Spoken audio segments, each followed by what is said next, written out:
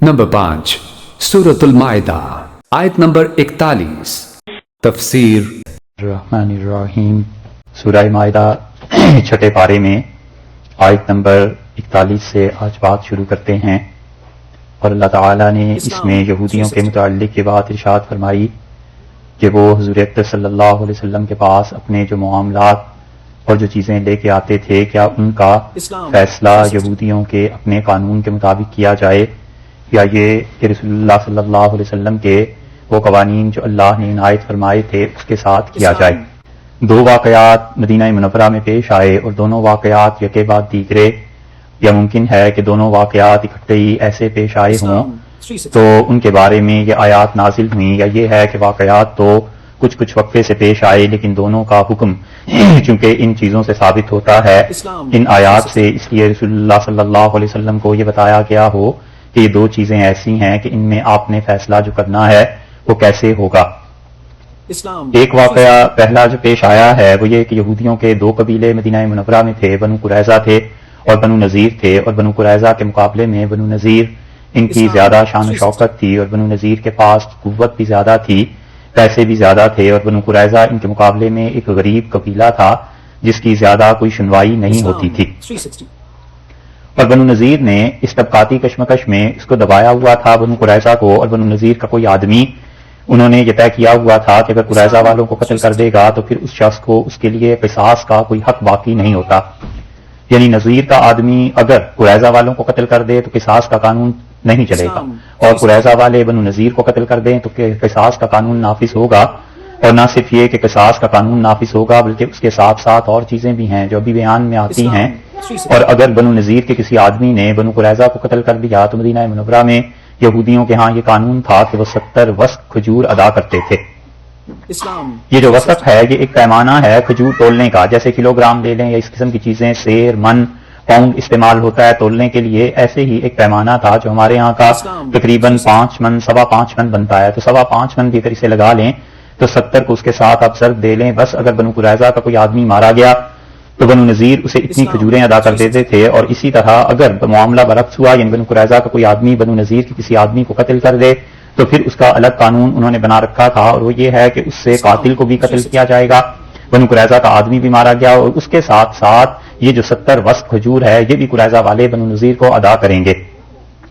اور اسی طرح بنو نذیر کے خون بہا سے دگنا یعنی 5 گنا زیادہ وہ کہتے تھے مطالبہ کرتے تھے۔ اسی کے ساتھ ساتھ اگر عورت اور مرد کا قتل ہو جائے تو اس کے عوض میں بنو نذیر تو جو مرضی قتل کرائیں ان کے ہاں اور معاملہ ہے، لیکن اگر بنو قریظہ نے بنو نذیر کی ایک عورت کو قتل کر دیا تو یہ قریظہ والوں کا ایک آدمی اس کے مقابلے میں قتل کیا جاتا تھا۔ اسی طرح بنو قریظہ میں سے کوئی ان کے ہاں مار آئے کسی غلام کو ان کے ہاں آزاد قتل ہوتا تھا، اور اگر یہ ایک ہاتھ کاٹ دیں بنو نذیر کا تو بنو نذیر اس کے مقابلے میں یہودی آپس میں مل کے ان کے دونوں ہاتھ کاٹ دیتے تھے، وہ ایک اگر کان ان کا کاٹ دیں یہ بنو قریظہ والے تو بنو نذیر اس کے عوض میں دوہری سزا دیتے تھے، دونوں اس کے کان کاٹ دیتے تھے۔ الغرض یہ سارا ظلم ہو رہا تھا یہاں تک کہ حضور اکرم صلی اللہ علیہ وسلم کا مدینہ منورہ میں آنا ہوا۔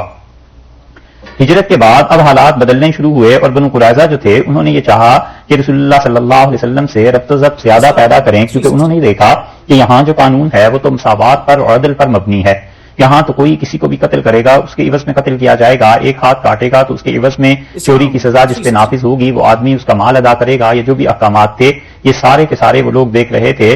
تو اس زمانے میں ایک آدمی نے بنو نذیر کے ایک آدمی کو مار ڈالا، اب بنو نذیر نے اس آدمی کے متعلق جب پتہ کیا تو معلوم ہوا وہ بنو قریظہ سے ہے، تو انہوں نے کہا اچھا بھئی اب ایسے کرو کہ دگنی ایک تو دیت دے دو، اور اس کے ساتھ ساتھ ہم تمہارے ایک آدمی اس کو بھی قتل کریں گے جس نے قتل کیا ہے، تو اگرچہ کہ لوگ اسلام میں داخل نہیں تھے، کوئی معاہدہ نہیں تھا رسول اللہ صلی اللہ علیہ وسلم کے ساتھ، لیکن ان میں بہت سے لوگ پڑھے لکھے تھے بنو قریظہ میں سے اور بنو نذیر میں سے بھی، اور ان سب کو پتا تھا کہ یہ رسول اللہ صلی اللہ علیہ وسلم اللہ کے وہی رسول ہیں جن کے بارے میں ہماری مقدس کتابوں میں آیا ہے، تو انہوں نے بنو نذیر کے ظلم سے بچنے کے لیے ایک آدمی کا سہارا لیا اور رسول اللہ صلی اللہ علیہ وسلم تک اپنی بات پہنچائی، اور انہوں نے بنو نذیر سے بھی انکار کر دیا، اور بنو قریظہ نے کہا کہ ہم سب یہودی ہیں، ایک ہی شہر کے رہنے والے ہیں اور ایک ہی مذہب پر عمل کرتے ہیں، تو آج کے بعد اگر کوئی بھی چیز ہوگی تو ہم رسول اللہ صلی اللہ علیہ وسلم سے جا کر یہ فیصلہ کرا لیا کریں گے۔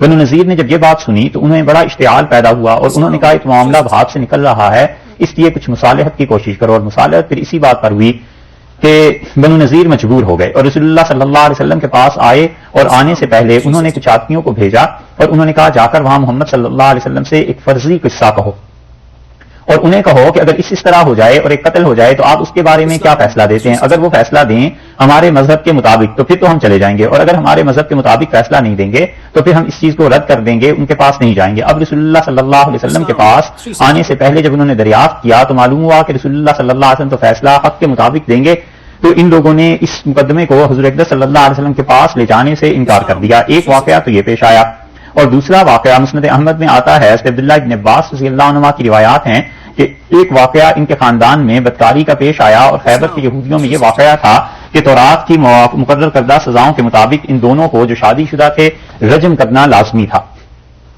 مرد جس نے یہ فعل کیا اور عورت دونوں شادی شدہ تھے۔ اب تورات کے قانون کے مطابق انہیں کرنا تھا رجم، مگر یہ دونوں کسی بڑے خاندان کے تھے، تو یہودیوں نے اپنی پرانی عادت کے مطابق چاہا کہ کوئی نرمی کر دی جائے، اور انہیں پتا تھا کہ اسلام نے کچھ سہولتیں دی ہیں اور اسلام میں ہر ایک کے ساتھ عدل اور انصاف ہے، اور خصوصاً رسول اللہ صلی اللہ علیہ وسلم سے تو کوئی توقع ہی نہیں ہے کہ وہ کوئی ظلم کریں گے یا ایسی چیز کریں گے۔ تو انہوں نے کہا کہ چلو فیصلہ جو ہے وہ رسول اللہ صلی اللہ علیہ وسلم سے کراتے ہیں، اور دل میں یہ تھا کہ کوئی ہلکی سی سزا بس نافذ ہو جائے گی تو مان لیں گے، وگرنہ انکار کر دیں گے۔ بنو قریظہ کو پہلے تو تردد ہوا کہ معلوم نہیں، اب یہ قصہ بنو قریظہ کا آ گیا، تو بنو قریظہ کو پہلے تو تردد ہوا کہ رسول اللہ صلی اللہ علیہ وسلم پتہ نہیں کیا فیصلہ کرتے ہیں، مگر پھر انہوں نے کچھ گفتگو کے بعد یہی طے کیا اپنے بڑے بوڑھوں کے فیصلے کے مطابق کہ وہیں چلو۔ تو کعب بن اشرف جو تھا یہ ایک وقت کے ساتھ حضور اقدس صلی اللہ علیہ وسلم کی خدمت میں حاضر ہوا، اور شادی شدہ مرد و عورت کے متعلق اس نے پوچھا، تو حضرت صلی اللہ علیہ وسلم نے فرمایا کہ تم میرا فیصلہ مانو گے؟ انہوں نے اقرار کیا، اور اس وقت جبریل امین اللہ کے حکم لے کر نازل ہوئے کہ اللہ کا فیصلہ تو یہ ہے کہ ان دونوں کو سنسار کر دیا جائے۔ اب جب انہوں نے یہ فیصلہ سنا یہودیوں نے تو بوکھلا گئے، اور جبریل امین نے رسول اللہ صلی اللہ علیہ وسلم کو مشورہ بھی دیا کہ آپ ان سے کہیں کہ میرے اس فیصلے کو ماننے یا نہ ماننے کے لیے ابن سوریہ کو جج مقرر کر لو۔ تو ابن سوریہ کے حالات بھی جبریل امین نے بتائے، تو رسول اللہ صلی اللہ علیہ وسلم نے فرمایا کہ تمہارا ایک آدمی ہے اور اس کی ایک آنکھ نہیں ہے، اور فدق میں اس کے باغات ہیں، وہاں وہ رہتا ہے، اور جس کو ابن سوریہ کہتے ہو اور گورا ہے، تمہارا اس کے متعلق کیا خیال ہے؟ تو انہوں نے کہا کہ علماء یہود میں اس وقت پوری دنیا میں پہلے نمبر کا عالم دین ہے، اور ہماری کتابوں کو جتنا وہ سمجھتا ہے کوئی نہیں سمجھتا۔ تو رسول اللہ صلی اللہ علیہ وسلم نے بلا بھیجا، وقت مقررہ پر جب وہ آئے یہودی بھی آئے تو حضرت صلی اللہ علیہ وسلم نے اسے قسم دی اور فرمایا کہ یہ بتاؤ کہ اگر کوئی ایسا کیس ہو جائے تو تورات میں اس کے متعلق کیا لکھا ہے؟ تو اس نے کہا اللہ کے رسول اگر آپ نے قسم نہ دی ہوتی اور مجھے یہ خطرہ نہ ہوتا کہ غلط بات کہنے کی وجہ سے تورات مجھے جلا دے گی تو میں یہ حقیقت ظاہر نہ کرتا، لیکن سچی بات یہ ہے کہ جو اسلام کا حکم ہے وہی تورات کا حکم۔ اس نے یہ صاف بات کہی۔ رسول اللہ صلی اللہ علیہ وسلم ابن سوریہ کہ تم لوگوں کو کیا مصیبت درپیش آئی کہ تم تورات کے حکم کی خلاف ورزی کرتے رہے؟ انہوں نے عرض کیا کہ اللہ کے رسول بات یہ ہے کہ زنا کی سزا شرعی تو ہمارے مذہب میں یہی ہے، مگر ایک شہزادہ تھا وہ اس جرم میں مبتلا ہو گیا اور ہم نے اس کی رعایت کر کے چھوڑ دیا، سنسار نہیں کیا، رجم نہیں کیا، پھر یہی جرم ایک معمولی آدمی سے ہو گیا۔ ہم نے جب اسے سنسار کرنا چاہا تو لوگوں نے، وہ جو غریب آدمی تھا، یہ سارے جمع ہو گئے اور انہوں نے کہا یہی حرکت شہزادے نے کی اور تم نے اسے معاف کر دیا، اور یہی حرکت ہم لوگوں سے ہو گئی تو تم لوگ ہمیں رجم کرنے پہ آگے شرعی سزا دینی ہے، تو شہزادہ بھی زندہ ہے، پہلے اس پہ یہ حد نافذ کرو ورنہ ہم یہ سزا جاری نہیں ہونے دیں گے۔ تو یہ بات بڑی، پھر سب نے صلح کر لی اور یہ کہا کہ ہلکی سی کوئی سزا تجویز کر دیں، اور ہلکی سزا پھر یہ تجویز ہوئی کہ مار پیٹ لیا جائے اور منہ کالا کر کے گدھے پہ بٹھا کے شہر میں گھما دیا جائے، بس یہ ہلکی سزا تجویز ہو گئی اور سب میں یہی رواج ہو گیا کہ سب لوگ آئندہ سے یہ سزا دیا کریں گے۔ رسول اللہ صلی اللہ علیہ وسلم کو انہوں نے بتلایا، اللہ نے اس بات پر یہ آیات نازل کی اور اللہ تعالیٰ نے فرمایا کہ یا ایھا الرسول، اے رسول صلی اللہ علیہ وسلم، لا یحزنک، آپ کو یہ بات رنج میں مبتلا نہ کرے۔ یہ رسول کا لفظ جو آیا ہے مخاطب حضرت صلی اللہ علیہ وسلم اس سے ہیں، اور الرسول آ گیا نا الف لام، تو یہ جو الف لام آیا ہے اس کا مطلب یہ ہے کہ خاص رسول، اور وہ خاص رسول حضور اقدس صلی اللہ علیہ وسلم ہی تھے۔ یہ سورہ مائدہ جو ہے یہ آخری زمانے کی صورت ہے، جیسے کہ اس کی ابتدا میں آپ سے عرض کر دیا تھا، اور یا ایھا الرسول کا جو لفظ ہے قرآن پاک میں رسول اللہ صلی اللہ علیہ وسلم کو براہ راست اللہ نے رسول کہہ کے ایسے مخاطب فرمایا ہو، یہ صرف 2 جگہ پر پورے قرآن پاک میں ملے گا، یہ وگرنہ یا ایھا النبی آتا ہے، یہاں پر آیا ہے کہ یا ایھا الرسول، یہ پہلی مرتبہ ہے۔ اور آپ اسی سورت کی ذرا دیکھیے 67 نمبر آیت، 67 اسی سورت کی جو 67 نمبر آیت ہے، اللہ تعالیٰ نے جہاں سے رکوع شروع ہو رہا ہے فرمایا یا ایھا الرسول، اے رسول صلی اللہ علیہ وسلم، بلغ ما انزل الیک من ربک، آپ پہنچا دیجئے اس پیغام کو، اس چیز کو، اس حکم کو، اس وحی کو، انزل الیک من ربک، جو آپ کے پروردگار کی طرف سے آپ پر نازل ہوا ہے۔ بس یہ 2 مقامات ایسے ہیں پورے قرآن پاک میں جہاں رسول اللہ صلی اللہ علیہ وسلم کو اللہ تعالیٰ نے یا ایھا الرسول کہہ کر مخاطب فرمایا ہے، اور یہ رسول اللہ صلی اللہ علیہ وسلم کے لیے بڑی شرف، منزلت اور بہت بڑی عزت کی بات ہے۔ تو ارشاد فرمایا کہ لا یحزنک، کیا چیز نہ ہو، اے رسول آپ غم نہ کریں صلی اللہ علیہ وسلم، آپ اس بات کی وجہ سے پریشان نہ ہوں، غم نہ کریں. یعنی مطلب یہ ہے کہ یہ جو لوگ کر رہے ہیں حرکتیں، اور اس حرکت کا ذکر آگے فرمایا ہے، وہ کیا ہے کہ یسار الذین، وہ لوگ یسارعون فی الکفر، جو کفر میں جلدی کر رہے ہیں، کفر میں بہت تیزی سے جانا چاہتے ہیں. آپ ان لوگوں کے لیے پریشان نہ ہوں، فکر نہ کریں. یہ دو گروہ یہاں پر مراد ہیں، ایک گروہ تو یہودیوں کا اور ایک گروہ جو ہے وہ منافقین کا. ان دونوں کو اللہ تعالیٰ نے یہاں پر بیان فرمایا ہے. بعض مفسرین کا خیال یہودیوں کے متعلق ہے اور بعض کا خیال ہے منافقین کے متعلق. اور لا يحزنك الذين يسارعون، یسارعون جو ہے یہ مضارع کا صیغہ ہے اور بعد اس کا مفاعلہ. اس کا مطلب یہ ہوا کہ کفر میں ریس لگی ہوئی، کفر میں ایک دوسرے سے آگے بڑھنا چاہتے ہیں. ٹھیک ہے، اور اتنی شوق، رغبت، خوشی سے کفر کی طرف بھاگتے ہیں کہ گویا ایک دوسرے سے آگے نکلنا ہے، مقابلہ ہو رہا ہے. اور رسول اللہ صلی اللہ علیہ وسلم کو تبن دکھ تھا. رسول علیہ الصلوۃ والسلام کی شخصیت تو ایسی ہوتی ہے کہ وہ تو ایک ایک آدمی کو بچانا چاہتی ہے، انسانیت کے ایک ایک فرد کے متعلق بچاتی ہے کہ یہ لوگ جہنم میں نہ جائیں، اللہ کی راہ پر چلیں. تو حضرت صلی اللہ علیہ وسلم کا دکھ اور پریشانی تو طبیعی تھی. اللہ نے فرمایا یسارعون فی الکفر، یہ کفر میں آگے بھاگنا چاہتے ہیں ایک دوسرے سے. من الذین، ان لوگوں میں سے ہیں. یہ من جو ہے بیانیہ ہے، اور بیانیہ سے مراد یہ ہے کہ پیچھے سے دیکھیں گے پورا جملہ تو پھر یوں بنے گا کہ لا یحزنک الذین یسارعون فی الکفر من الذین قالوا، آپ غم نہ کھائیے ان پر جو دوڑ کر ایک دوسرے سے آگے جانے کی کوشش میں مصروف ہیں، یعنی کفر میں. من الذین قالوا، وہ جو یہ کہتے ہیں آمنا، ہم ایمان لائے. یہ ان کا دعویٰ ہے بافواہہم، اپنے منہ سے. منہ سے تو یہ کہتے ہیں کہ ہم لوگ ایمان لائے. اب اس سے معلوم ہوتا ہے کہ یہ لوگ منافق ہیں. اور اللہ تعالیٰ نے آگے فرما دیا کہ ولم تؤمن قلوبہم، اور ان کے دل ایمان نہیں لائے. تو مراد منافقین ہو گئے کہ وہ کہتے ہیں ہم ایمان لائے. ان کا دعویٰ تو یہ ہے، اور حقیقت اس کی یہ ہے کہ ولم تؤمن قلوبہم، ان کے دل ایمان نہیں لائے. اس سے تو پتا چلا یہ منافق ہیں. لیکن دوڑ کس کے ساتھ لگی ہوئی ہے، اتنی تیزی کس کے ساتھ ہے؟ حقیقت بھی کسی کے ساتھ نہیں، لیکن اپنے طور پر اتنا آگے یہ بھاگ رہے ہیں. یعنی مجازی طور پر کہا گیا ہے یسارعون کا مطلب، یعنی جس طرح دوڑ لگی ہوئی ہوتی ہے نا، اس طرح یہ لوگ کر رہے ہیں کہ لا يحزنك الذين يسارعون في الكفر من الذين قالوا آمنا بافواہہم. وہ لوگ جو اپنے منہ سے تو یہ کہہ رہے ہیں کہ ہم ایمان لائے، لیکن ان کے دل ایمان والے نہیں ہیں. اور اس کے بعد آپ دیکھیے پھر معانقہ آ گیا ومن الذین ہادوا. یہ جو واو ہے نا، اس کا عطف اوپر جا کر پڑ رہا ہے انہی پر، من الذین قالوا آمنا. یہ واو کا عطف منافقین پر پڑ رہا ہے. تو منافقین پر جب پڑا تو پھر یہ مراد ہوئی کہ آپ کو دکھ میں، رنج میں مبتلا نہ کرے وہ لوگ جو کفر میں بھاگے، سرپٹ دوڑ رہے ہیں، بھاگے چلے جا رہے ہیں. وہ ومن الذین ہادوا، اور ان میں سے وہ لوگ بھی جو کہ یہودی ہیں. تو اس آیت کریمہ کے دو ترجمے ہوئے. دوسرا ترجمہ جو ہے وہ آگے دیکھ لیں، پھر اس کو کرتے ہیں. سماعون، قبول کرتے ہیں بہت زیادہ، للکذب، جھوٹ کو، پرلے درجے کے جھوٹ سننے والے جو یہودی ہیں. سماعون للکذب، جاسوسی کرتے ہیں، للکذب، جھوٹ بولنے کو. سماعون، اور بہت بڑے جاسوس ہیں، لقوم آخرین، کسی اور قوم کے لیے کہیں اور بات پہنچانے کے لیے. ان یہودیوں کا یہ حال ہے. تو دو ترجمے اس کی طرح بنیں گے کہ اگر ہم پہلی مرتبہ وقف کریں گے دیکھیے قلوبہم پر، تو پھر ترجمہ بنے گا کہ اے رسول صلی اللہ علیہ وسلم آپ کو رنج میں مبتلا نہ کریں. الذین یسارعون فی الکفر، وہ لوگ جو کہ کفر میں سرپٹ بھاگ رہے ہیں. من الذین قالوا آمنا، وہ ہیں جو یہ کہتے ہیں کہ ہم ایمان لائے. بافواہہم، اپنے منہ سے کہتے ہیں، دعویٰ کرتے ہیں. ولم تؤمن قلوبہم، اور ان کے دل ایمان نہیں لائے. بس اتنا ہو گیا.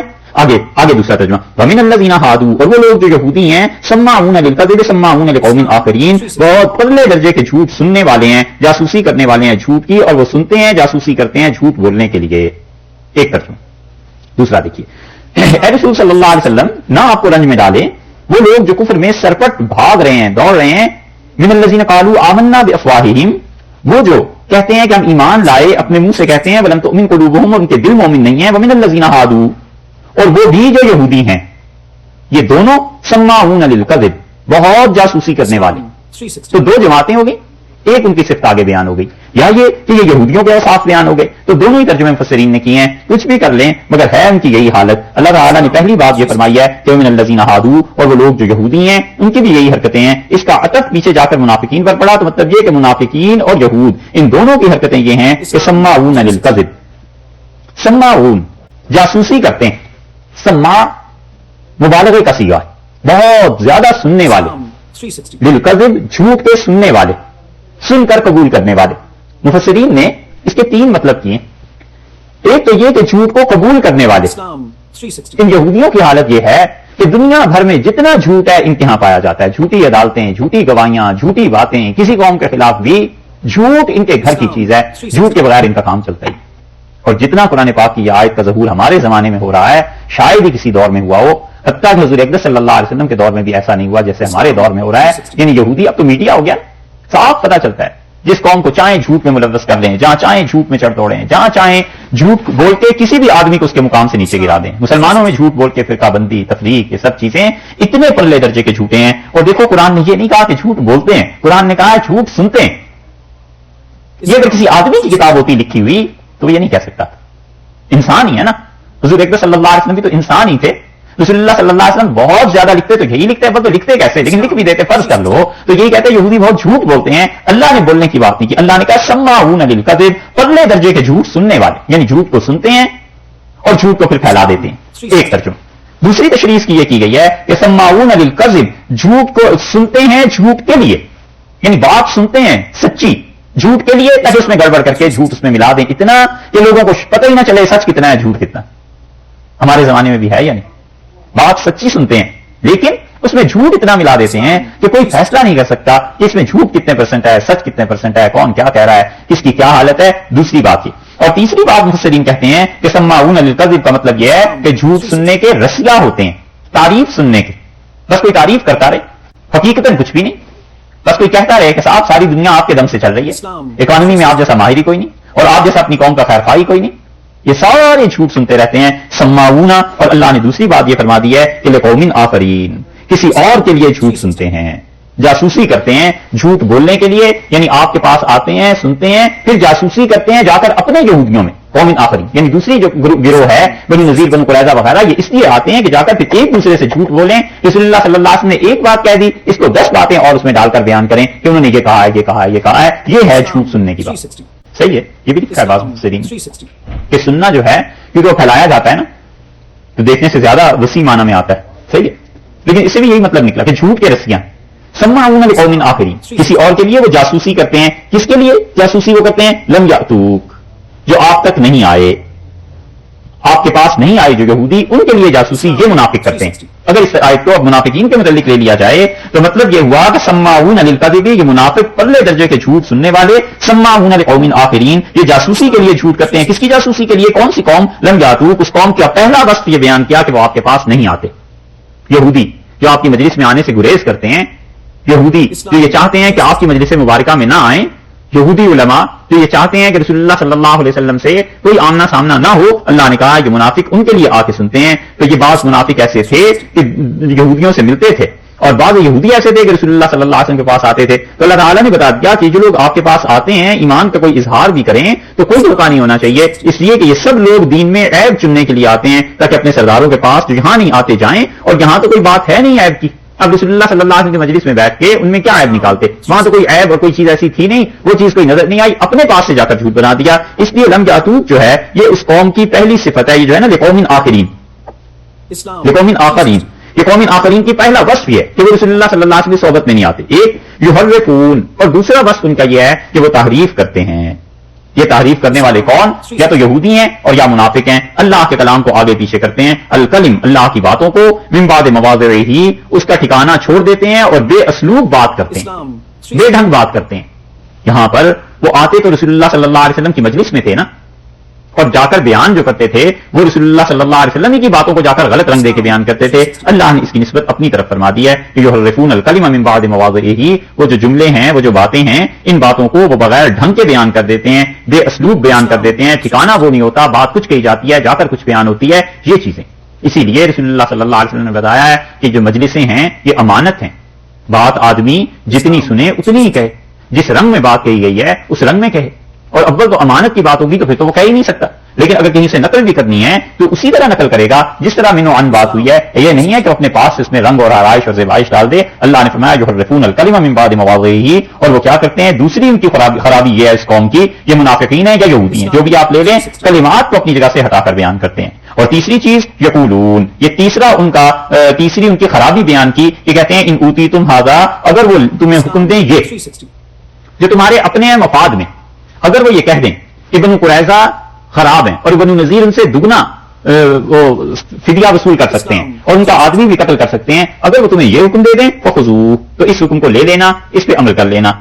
اور اگر حکم ہو جائے اس کے برعکس علم، اور اگر ایسے نہ ہو تو ہو، اگر وہ تو ہو علم تو ہو، اگر وہ رسول اللہ صلی اللہ علیہ وسلم نہ دے تمہیں یہ حکم جو تمہاری اپنی خواہشات کے مطابق ہے، سو کیا کرنا، فحذروا، تو تم اس حکم کو چھوڑ دینا۔ اگر وہ انصاف کی بات کریں کہ بنو قریظہ ہو یا بنو نذیر ہو، فیصلہ دونوں کے لیے ایک ہی ہوگا۔ اگر وہ یہ انصاف کی بات کریں کہ رجم کرنا ہی ہوگا تو پھر دیکھو ہرگز ان سے ایسے نہ کرنا کہ ان کا فیصلہ لے لو۔ اور یہ بات اب تک پائی جاتی ہے، تالمود جو ہے نا اس کو اگر اس قسم کی چیزوں میں آپ پڑھیں گے تو وہاں انہوں نے بڑی بےہودہ باتیں لکھی ہیں۔ تالمود آپ دیکھیے گا، وہ کہتے ہیں کہ 3 صورتیں مقدمے کی بنا لو۔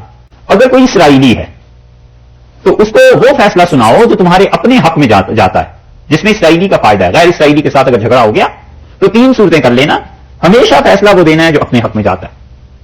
اور اگر فیصلہ اپنے حق میں کتاب سے نہ ملے، اپنی کتاب تورات سے، تو پھر فیصلے کو اس طرح تبدیل کرو کہ اگر ان کی کتاب ان کے مطابق قانون کے فیصلہ کیا جائے جو غیر اسرائیلی ہیں تو اس میں فائدہ ہمارا ہے، تو صاف کہہ دینا کہ جی آپ تو ہمارے مذہب کو چونکہ مانتے نہیں ہیں، اس لیے ہم آپ کا فیصلہ آپ کے قانون کے مطابق کرتے ہیں اور اس میں بھی اپنے آپ کو بچا لو۔